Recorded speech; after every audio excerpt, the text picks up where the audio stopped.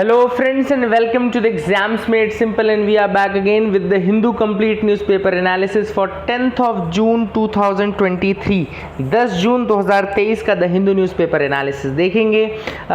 जैसा कि आप लोग जानते हैं कि जो कंटेंट मैं आपको बना रहा हूँ that is full and final, तो आपको कुछ और देखने की ज़रूरत नहीं। कल किसी ने पूछा था कि सर मैं फिर से अपने से हिंदू पढ़ूँ, कोई और कुछ देखूँ, कोई मैगजीन पढ़ूँ, कुछ भी पढ़ने की ज़रूरत नहीं है। जो यूपीएससी क्वेश्चन पूछता है करंट अफेयर्स के वो आपके सिर्फ और सिर्फ चैनल से ही हो जाएंगे। लास्ट ईयर का भी कोई क्वेश्चन ऐसा नहीं है करंट अफेयर्स का जो नहीं अपन ने डिस्कस किया हो, है ना। चाहे वो लोकेशंस वाला क्वेश्चन हो, सारी लोकेशंस हमने देखी थी, चाहे वो टिग्रे हो, चाहे ज़ैपोरिजिया हो, चाहे वो नगोर्नो हो, चाहे काछीन हो, तो सारे हमने देखे हैं ऑलरेडी। तो all these things are important. I hope you will stick to that and please do like and do share. अगर लाइक एंड शेयर करेंगे तो ज़्यादा हमारा भी मनोबल बढ़ता है उस चीज़ से, ठीक है ना। तो please do that from your and. शुरू करते हैं आज के एनालिसिस सबसे पहले कुछ सवालों के साथ जिनका जवाब आपको देना है। पहला सवाल आप देख पा रहे होंगे, consider the following statements with respect to International Covenant on Civil and Political Rights. ICCPR के रिगार्डिंग स्टेटमेंट्स हैं, International Covenant on Civil and Political Rights. 3 statements हैं। पहला स्टेटमेंट कह रहा है ICCPR was adopted by the United Nation General Assembly in 1966। दूसरा कह रहा है UN Human Rights Committee that monitors the implementation of the International Covenant on Civil and Political rights. तीसरा कह रहा है इंडिया रेटिफाइड द ICCPR इन 1979। तो आपको बताना है कि इनमें से कौन से कितने स्टेटमेंट्स हैं जो सही हैं, 1 स्टेटमेंट, 2 स्टेटमेंट, ऑल 3 स्टेटमेंट्स या नन ऑफ द स्टेटमेंट। तो आपको बताना है इसमें से क्वेश्चन का answer. I will tell you the answer, मैं आपको आंसर बताऊंगा, आप एक बार अटेम्प्ट कर लीजिए, है ना। पॉज करके अटेम्प्ट कर लीजिए, मैं आंसर बता देता हूँ। The correct answer for this is all 3। सी इसका करेक्ट आंसर है। तीनों ही स्टेटमेंट सही हैं। 1966 में ये आया था, इंडिया ने 1979 में रेटिफाई कर दिया था। और ऑब्वियसली बात है, ये Covenant on Civil and Political Rights है एंड इसका इंप्लीमेंटेशन कौन करता है, तो United Nation Human Rights Committee है विच मॉनिटर्स द इंप्लीमेंटेशन। दूसरे सवाल की तरफ आते हैं, देखते हैं और क्या इंपॉर्टेंट क्वेश्चंस हैं। तो let's move ahead. Second question आपको दिख रहा होगा कि ग्राउंड लेवल ओजोन के रिगार्डिंग सवाल पूछा है। ग्राउंड लेवल ओजोन के रिगार्डिंग स्टेटमेंट्स दिए हैं। पहला कह रहा है it is a colourless and highly irritating gas. दूसरा कह रहा है it forms up to 2 miles from the earth surface. तीसरा कह रहा है it is a primary pollutant directly emitted from the air. तो which of the following statements are correct, इसमें से बताना है आपको how many statements are correct, 1 statement, 2 statement, 3 statement या नन ऑफ द स्टेटमेंट्स। तो एक बार देख लीजिए, अटेम्प्ट करिए अच्छे से। The correct answer for this is only 2 statements. 2 statements ही सही हैं। तीसरा स्टेटमेंट्स में गलत है, ये प्राइमरी पॉल्यूटेंट नहीं होता है। ग्राउंड लेवल ओजोन एक सेकेंडरी पॉल्यूटेंट होता है, ठीक है ना। It is not directly formed, ये कॉम्बिनेशन में बनता है फिर, तो इसलिए ये गलत हो जाएगा। तीसरा सवाल काखोवका डैम के रिगार्डिंग है, जैसे मैंने कल आपको पढ़ाया था काखोवका डैम काफ़ी अच्छे से, आई होप आप कर पाएंगे। The dam is located on the Dnieper river which runs via Russia and Ukraine before draining into the Black Sea. दूसरा लिखा है Kakhovka dam reservoir provides water for the cooling system of Zaporizhzhia nuclear power plant in Ukraine. Which of the following statements are correct, 1 only, 2 only, both या none. तो आपको इस सवाल का जवाब देना है। प्लीज डू अटेम्प्ट, अच्छे क्वेश्चन है, इन सबको अटेम्प्ट करेंगे तो आपको डेफिनेटली फायदा मिलेगा। The correct answer for this is C. The correct answer is C. दोनों ही स्टेटमेंट सही है, कल मैंने आपको पढ़ाया हुआ है, गलत करने की संभावना कम हो जाती है इससे, है ना। आगे मूव करते हैं। अब मैं थोड़ा सा आपको बताना चाहता हूँ जो चीज़ें थी। ICCPR मैंने आपको ऑलरेडी बता दिया, इसको UN जनरल असेंबली ने 1966 में अपनाया था। सेक्शन 2 जो है ICCPR का, it prohibits the propagation of war और एडवोकेसी ऑफ नेशनल, रेशियल और religious hatred that constitutes incitement to discrimination, hostility and violence. मतलब कि सेक्शन 2 जो है ICCPR का वो वॉर को या रेशियल या रिलीजियस हेट्रेड को प्रिवेंट करता है ना, याद रखिएगा। एंड जो ऑफेंसेस हैं ICCPR के अंदर वो cognizable as well as non bailable offences हैं। इंडिया ने रेटिफाई किया था 1979 में, श्रीलंका ने रेटिफाई किया था 1980 में, और as of now there are 173 parties to this. एक और सवाल मैंने आपसे पूछा था ग्राउंड लेवल ओजोन के रिगार्डिंग, तो याद रखिएगा कलरलेस गैस है, हाईली इरिटेटिंग गैस होती है एंड अप टू 2 माइल से अब पाई जा सकती है, एंड ग्राउंड लेवल ओजोन उसको बोलते हैं। And it is also known as tropospheric ozone, इसको ट्रोपोस्फेरिक ओजोन भी कहा जाता है, और ये इरिटेशन, इचिंग सेंसेशन ये सब क्रिएट करता है बॉडी में, है ना। इसका फॉर्मेशन कैसे होता है, ये डायरेक्टली नहीं एमिट होता है एयर में, rather it is produced when two primary pollutants react in sunlight and stagnant air. तो सनलाइट के प्रेजेंस में, स्टैग्नेंट एयर के प्रेजेंस में जब दो प्राइमरी पॉल्यूटेंट्स मिलते हैं तब जाकर के बनता है। And two primary pollutants basically nitrogen oxide and volatile organic compounds VOCs मिलते हैं, ठीक है ना। इसलिए ग्राउंड लेवल ओजोन एक सेकेंडरी पॉल्यूटेंट हो जाता है, that is why it is a secondary pollutant. I hope you got clarity regarding that. यहाँ पे आप देख सकते हैं इसका जो बहुत ज़्यादा मतलब इम्पैक्ट है, ग्लोबल वार्मिंग तो कम ये करता ही करता है, हेल्थ में बहुत सारे हेल्थ इश्यूज ये क्रिएट करता है, एंड एग्रीकल्चर के लिए भी ये टॉक्सिक होता है for many plants and all, ठीक है ना। स्ट्रेटोस्फीयर में इसकी अलग वैल्यू है, लेकिन लोअर यानी ट्रोपोस्फीयर में ये बिल्कुल ही नुकसानदायक हो जाता है, आप देख सकते हैं। एंड ये देखो इसका फॉर्मेशन का देखो सिस्टम क्या है कि सनलाइट की प्रेजेंस रहती है उसमें natural gas methane, carbon monoxide और ये आपका VOCs जो होते हैं, जो वोलेटाइल ऑर्गेनिक कंपाउंड्स होते हैं, और नाइट्रोजन ऑक्साइड NOx जिसको बोलते हैं। तो इन सब मिलकर इन सब की प्रेजेंस में फिर ये ग्राउंड लेवल ओजोन बनता है ना। तो ये आप याद रखेंगे। अब कल एक और टॉपिक आया था उसी के रिगार्डिंग में थोड़ा और आगे डिटेल में आपको बता दूं, अग्नि प्राइम आया था। एंड याद रखिएगा ये ballistic missile Agni Prime, and successfully testified किया है DRDO ने इसको, and it is nuclear capable. याद रखिएगा it is nuclear capable. And aim क्या है, टू काउंटर पाकिस्तान फोर्सेज, मतलब owning to the fact that its range is insufficient to reach all parts of mainland China. तो ये basically Pakistan को counter करने के लिए, ना कि चाइना को काउंटर करने के लिए, क्योंकि इसकी रेंज जो है वो 2000 किलोमीटर रखी गई है ना। एंड इसके एजेंसी डेवलपमेंट DRDO है, and it is developed under the IGMDP यानी कि Integrated Guided Missile Development Programme के अंतर्गत इसको डेवलप किया गया है। रेंज ये medium range ballistic missile Agni Prime. याद रखिएगा अगर आपसे UPSC पूछे अग्नि प्राइम इंटरकॉन्टिनेंटल है, ये है वो है, ये मीडियम रेंज है और इसकी रेंज जो है 1000 से 2000 किलोमीटर के बीच में है। एंड 2 स्टेज है, it is 2-stage canisterized missile that can be launched from rail or road, be stored for longer periods and can be transported as per the operational requirement also. I hope you got clarity. अब IGMDP की बात करें, Integrated Guided Missile Development Programme की बात करें, तो basically ये एक मिनिस्ट्री ऑफ डिफेंस का प्रोग्राम है जिसके अंतर्गत रिसर्च और डेवलप की जाती हैं मिसाइल्स। APJ अब्दुल कलाम की लीडरशिप में इसको स्टार्ट किया गया था 1982-83 में, और बहुत सारे ऑब्जेक्टिव्स उसने अचीव किए हैं, जैसे कि IGMDP के अंतर्गत ही ये 5 मिसाइल्स डेवलप हुई हैं, पृथ्वी, अग्नि, त्रिशूल, आकाश और नाग। नाग जो है वो कैसी मिसाइल है, वो एंटी टैंक मिसाइल है। नाग इज एंटी टैंक मिसाइल, है ना। आकाश ये सरफेस टू एयर है ना। इस तरीके से आप देखिएगा। एक बार मुझे सारे बताइएगा कि कौन सी क्या है, सरफेस टू एयर कौन सी है, सरफेस टू सरफेस कौन सी है ना। These are the things which are important. एक और टॉपिक न्यूज़ में था, वो था ILRS यानी कि international lunar research station. International lunar research station, ये it is a set of complex research facilities to be constructed with the possible involvement of international partners on the surface and in the orbit of moon. तो basically ये या तो moon के surface पे बनाया जाएगा या ऑर्बिट जो है मून का, वहाँ पे ये ILRS बनाया जाएगा, international lunar research station. And it is designed basically for multipurpose scientific research which involves moon, and joint venture रहेगा ये रशिया और चाइना का मोस्ट प्रोबेबली। तो याद रखिएगा रशिया एंड चाइना के जॉइंट वेंचर से बनेगा, एंड लगभग 2028 तक उनका बेसिक वर्जन जो है ILRS का कंप्लीट करने का उन्होंने सोचा है, ठीक है। तो I hope you got clarity regarding that as well. Moon की बात चल रही तो थोड़ा मैं आपको लूनार मिशंस के बारे में बता दूं अलग अलग कंट्रीज़ के। तो चैंग-ई जो है वो चाइना का मिशन है। इसमें उन्होंने सोचा है कि सॉफ्ट लैंडिंग करेंगे on the south pole of the, है ना। तो सॉफ्ट लैंडिंग की इसमें उन्होंने on the south pole of the moon. दूसरा है Danuri mission. Danuri mission is of South Korea. याद रखिएगा दनूरी मिशन किसका है, साउथ कोरिया का है। एंड आर्टेमिस USA का है, first uncrewed integrated flight mission to moon. And ये लॉन्च हो गया था आर्टेमिस 1, लेकिन इसके बाद जो आर्टेमिस आई थिंक 2 या 3 में क्या करेंगे कि ये first women to the moon भी, second man and first women to the moon, ये भी इन्होंने सोचा है। फिर जापान का हकूटो आर मिशन है। Hakuto R mission basically Japan का है। एंड चंद्रयान 3 इंडिया का मिशन रहेगा। एंड लूना 25 रशिया का मिशन है। Artemis 2 that will be USA crewed mission, ये आर्टेमिस 2 रहेगा, ठीक है ना। तो याद रखिएगा this is the thing which is important. Credits to the IAS Parliament. एक और टॉपिक न्यूज़ में था, वो था साइक्लोन बिपारजॉय। तो साइक्लोन बिपारजॉय अभी रिसेंटली ये कर्नाटका, गोवा एंड महाराष्ट्र जो अरेबियन सी का वाला पोर्शन है, तो वहाँ पे एक सीवियर साइक्लोनिक स्टॉर्म के रूप में साइक्लोन बिपारजॉय आया है।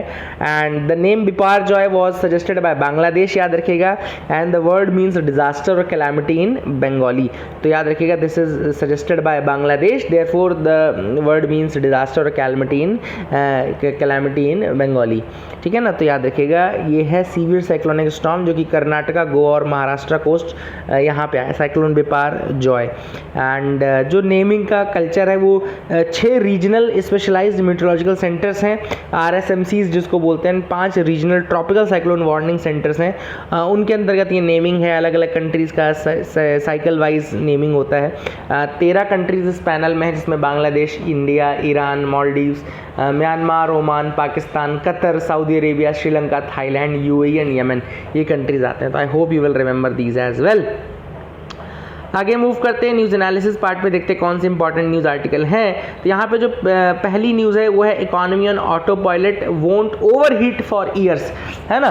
तो economy on auto pilot won't overheat for years. अब ये ओवरहीटिंग क्या होता है, what is the meaning of overheating of the economy. देखो क्या होता है, कई बार इकोनॉमी जब बहुत ज़्यादा ग्रोथ कर रही हो ना, बहुत ज़्यादा ग्रोथ कर रही हो, तो कई बार वो इतनी ज़्यादा ग्रोथ कर लेती है कि डिमांड बहुत बढ़ने लगती है ना। इकोनॉमी जब ग्रोथ करने लगती है तो कई बार क्या होता है, डिमांड बहुत ज़्यादा बढ़ने लगती है, डिमांड इंक्रीजेज अ लॉट। अब जब डिमांड बहुत ज़्यादा बढ़ जाएगी तो इतना प्रोडक्शन ही नहीं कर पाता, मतलब इकोनॉमी की ग्रोथ से रिलेटेड है। इकोनॉमी ज़्यादा बढ़ रही है, डिमांड बढ़ रही है, अब इकोनॉमी में जो प्लेयर्स हैं वो इतना प्रोडक्शन ही नहीं कर पाएंगे कि उसको सस्टेन कर पाएं। अब जब सस्टेन नहीं कर पाएंगे तो इसका रिपरकशन क्या होगा कि जब डिमांड बढ़ गई है और सप्लाई में क्रंच आ गया तो ऑब्वियस बात है आपका इन्फ्लेशन बहुत ज़्यादा बढ़ने लगेगा, तो that will increase the inflation a lot, है ना। तो ये ओवरहीटिंग कहलाती है, this is the overheating of economy. ये हाई ग्रोथ के कारण होता है, this happens because of the higher growth. तो यही तो यहाँ पे लिखा भी है, economy is prone to overheating after 3-4 years of strong growth. जब 2 से 3 साल की स्ट्रॉन्ग ग्रोथ मिलती है उसके बाद इकोनॉमी ओवरहीट हो जाती है। मतलब कि ऐसा नहीं जब गाड़ी बहुत तेज चला लो तो आपकी गाड़ी गर्म हो जाती है, तो वैसी ग्रोथ जब बहुत ज्यादा हो जाए तो overheating economy is that part, है ना। इसमें बहुत ज्यादा इन्फ्लेशन आपका बढ़ जाता है, याद रखिएगा। एंड अब इंडिया का जो यहाँ पे जो चीफ इकोनॉमिक एडवाइजर हैं वी अनंत नागेश्वरन, उनका ये कहना है कि India now can grow like China as China did in 1979 to 2008। उसके बीच में वो ओवरहीट नहीं हुए, लगातार ग्रो करते रहे। तो ये उन्होंने कहा है कि अब हम भी उसी तरीके से ग्रो कर पाएंगे, अब हम ऑटो पायलट मोड में चल सकते हैं इकोनॉमी के, अब इकोनॉमी जो है ओवरहीट नहीं होगी, ठीक है ना। इसके अलावा उन्होंने ये भी कहा है कि जो मार्केट्स हैं उनका हमको रिफॉर्म करना पड़ेगा, इकोसिस्टम में हमको स्किल डेवलपमेंट करना पड़ेगा, तब अगर हम ऐसा कर पाते हैं तो हमारी ग्रोथ और ज्यादा हमको बढ़ी हुई देखने को मिलेगी। तो this has been mentioned by the author in this article. I hope you got clarity regarding this overheating of the economy, जरूर याद रखिएगा। अब एक यहाँ पे रीजन लिखा, देखो महाकौशल रीजन लिखा हुआ है। तो महाकौशल रीजन कहाँ का है, ये मध्य प्रदेश का रीजन। देखो इसलिए मैं बता रहा हूँ कि एमपी की यूपीएससी की आदत है कि एक तो एमपी रीजन में बहुत ज़्यादा क्वेश्चन पूछता है, हर साल आपको 2 से 3 क्वेश्चन मिलेंगे। और दूसरा ये कि वो जो ये match the column type question है उसमें भी ये पूछा जाता था स्टेट और ये रीजन को, जैसे विदर्भ रीजन, सौराष्ट्र रीजन और महाकौशल रीजन, और यह लिख देगा कि कितने पेयर करेक्टली मैच है। तो महाकौशल रीजन याद रखिएगा, जबलपुर वाला रीजन बेसिकली आता है महाकौशल में, और ये आप याद रखिएगा दिस इज मध्य प्रदेश, ठीक है। अगला जो टॉपिक है वो है हिमाचल प्रदेश और पंजाब के बीच का जो इशू आया है नया, वो है शनन प्रोजेक्ट को लेकर के। आप सबको मैं बता दूं कि शनन प्रोजेक्ट 99 ईयर्स की लीज पे दिया गया था पंजाब को। 99 ईयर्स की लीज पे किसको दिया गया था, पंजाब को दिया गया था। लोकेटेड कहां पर है, लोकेटेड है हिमाचल प्रदेश में, याद रखिएगा प्रोजेक्ट लोकेटेड कहां पर है, हिमाचल प्रदेश में। लीज में किसको दिया गया था, पंजाब को दिया गया था। अब हिमाचल प्रदेश का यह कहना है कि चूंकि ये कॉलोनियल एरा में किया गया था ये एग्रीमेंट 99 साल पहले, तो हम इस जो लीज है इसको रिन्यू नहीं करेंगे और now we will take over the full control of that. अभी इसको मैनेज करता है Punjab because of that 99 years lease. Located ये हिमाचल प्रदेश में है शनन प्रोजेक्ट, तो इस कारण से अब इशू दोनों स्टेट्स के बीच में उठता जा रहा है और बेसिकली पंजाब का भी ये कहना है कि हम क्यों झुके भाई, ऑब्वियसली आता है वहाँ पार्टी भी अलग अलग पार्टीज़ की हैं, तो उनका कहना है कि हम नहीं झुकेंगे और हम लीज या तो रिन्यू हो या तो हम कोर्ट में जाएंगे रिकोर्स के लिए। तो this is what Punjab is saying, आप इसको याद रखिएगा, I hope you will remember that as well.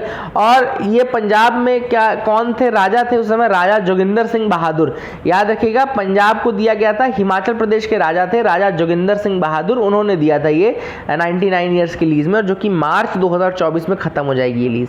तो हिमाचल प्रदेश गवर्नमेंट ने कहा है कि अब हम लीज को एक्सटेंड नहीं करेंगे, अब हम फुल कंट्रोल इस पर रखेंगे अपना।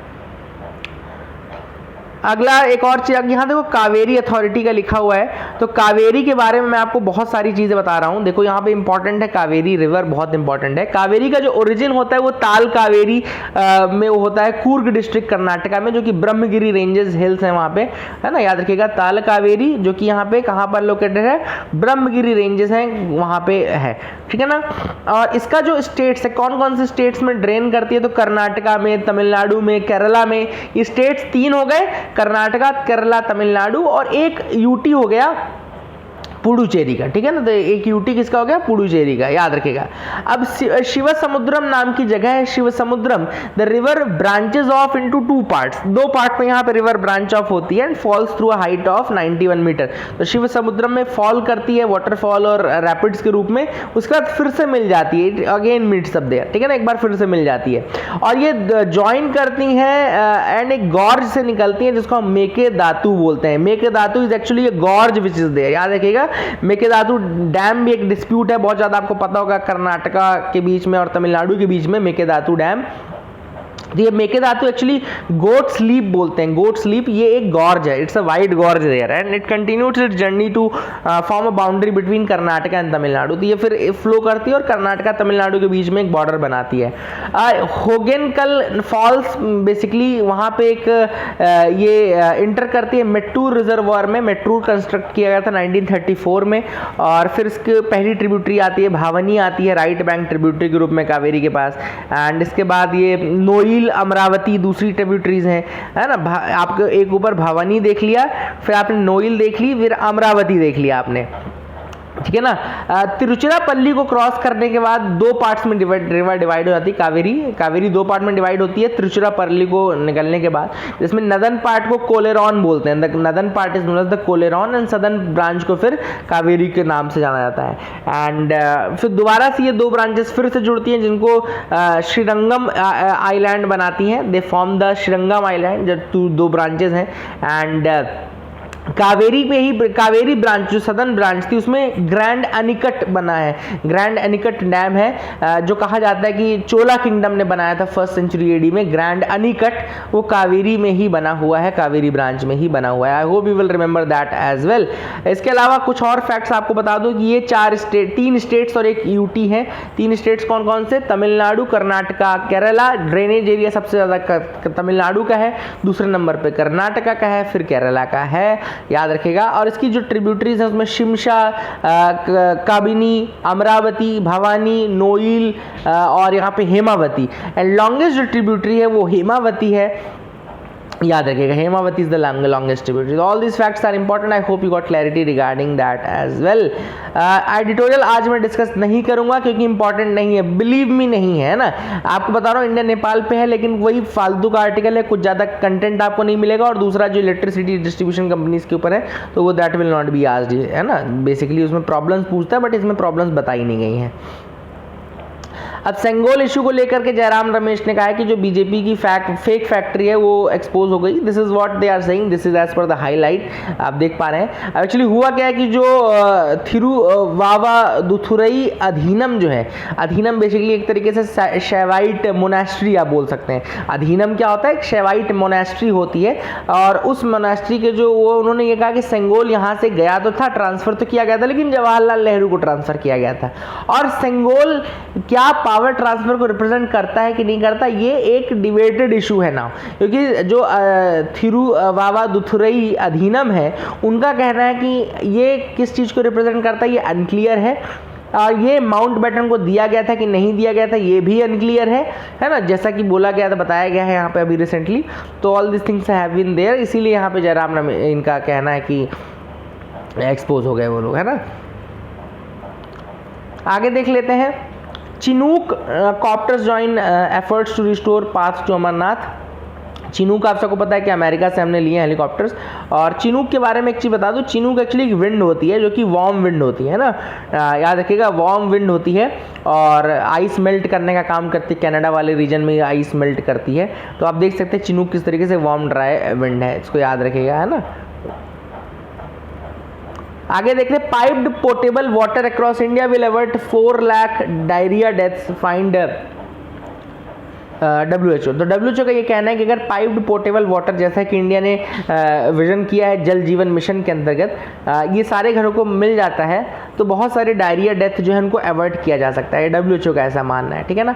अब इसमें एक कंसेप्ट होता है DALY, यानी DALY यानी कि disability adjusted life years, disability adjusted life years. अब ये DALY क्या होता है, बेसिकली ये रिप्रेजेंट करता है loss of equivalence of 1 year of full health. And ये अकाउंट होता है 2 तरीके से, मतलब कि आप कितने ईयर्स आपने अपने लाइफ के लूज कर दिए। DALY वो है डिसेबिलिटी एडजस्टेड लाइफ ईयर्स, ठीक है ना।